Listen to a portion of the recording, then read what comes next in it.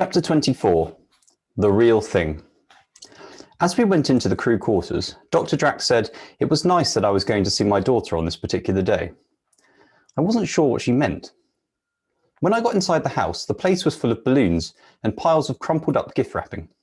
Florida shouted, "Hi, Daddy, where's my present?" I said, "What present?" "Oh, stop teasing," said Florida, grinning at everyone. He always remembers my birthday, really. It was Florida's birthday. How was I supposed to know that? And how did everyone else know? Dr. Drax told everyone. She knew because it was on the forms. Look what Mr. Xanadu got me. It was like a doll, like a Barbie, but it wasn't Barbie. It was Florida in her blue Power Rangers spacesuit. It really looked like her, like she'd been miniaturized by a wicked super mage. When you squeezed it, it said, "What do you mean, weightless? Am I going to lose weight?" "How cool is that?" smiled Florida. I knew right away what it was. It was a prototype of one of his Astro Kids dolls. "What did you get for Florida, Mr. Digby?" said Hassan. "We've been hearing about the time you bought her the pony." "Oh, really? And also about that great party games you play." "Will you show us a card trick?" said Samson too. "They interest me psychologically." "Maybe later. Just now, I'm going to give Florida her present. In private." We went into the kitchen. I said, "Why didn't you tell me it was your birthday?" "You're supposed to know. You're my dad, you know." "I'm not your dad. I'm only pretending, remember?" "Are you saying you haven't got me a present?"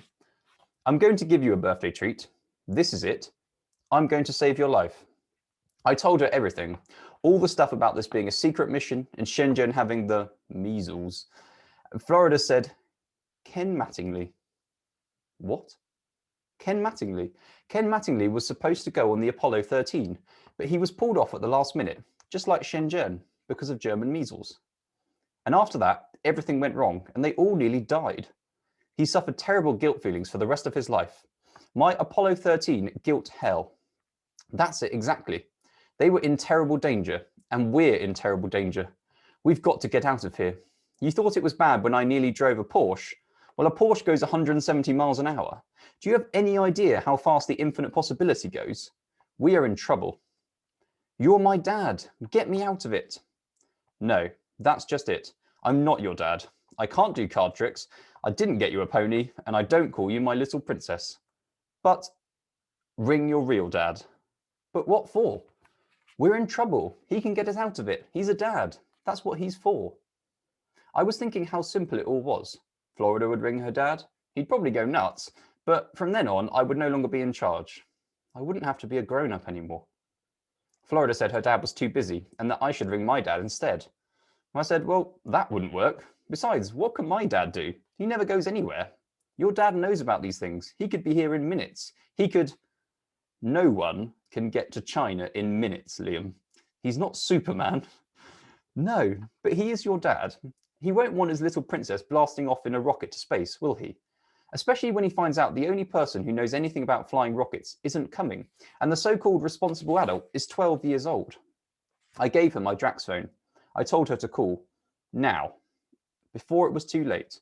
She fiddled with the phone for a bit, and then she said quietly, "Liam, I haven't got a dad." I didn't understand. What she just said didn't make any sense. I said, "What do you mean?" "I mean, I haven't got a dad. It's just me and Mum, and Orlando and Ibiza." "But your dad travels the world. That's why he named you after faraway places." "We never go anywhere. My dad just left just after Orlando was born. I don't know where he is. He had a big row with Mum and never came back. Even when he was there, he never did any of the things I said he did. You know, taking pictures, buying ponies, anything like that. He just used to sit watching the Holiday Channel.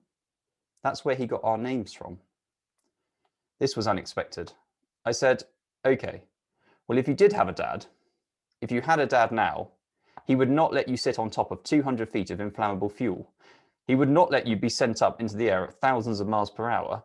He would be very, very concerned at the thought of you experiencing 40G. He would be worried if you went on a big ride. And this is not a ride. The point is, this is not a ride. This is the real thing."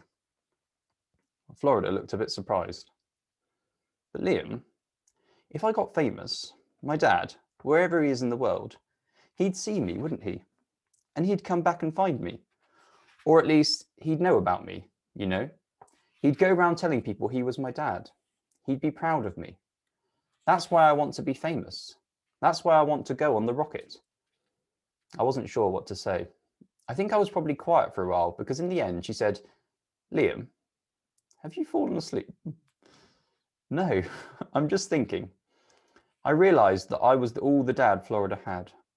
It was time to do the right thing, the dadly thing, and give her exactly what she wanted, what we both wanted. There was one of those cardboard party hats on the table, the pointy kind with the tinsel in the top. I found a pair of scissors in the kitchen drawer and started cutting it. What are you doing? When I finished, I held it up for her to see. I'd cut it into a kind of crown. It was a bit rubbish, but it was a crown.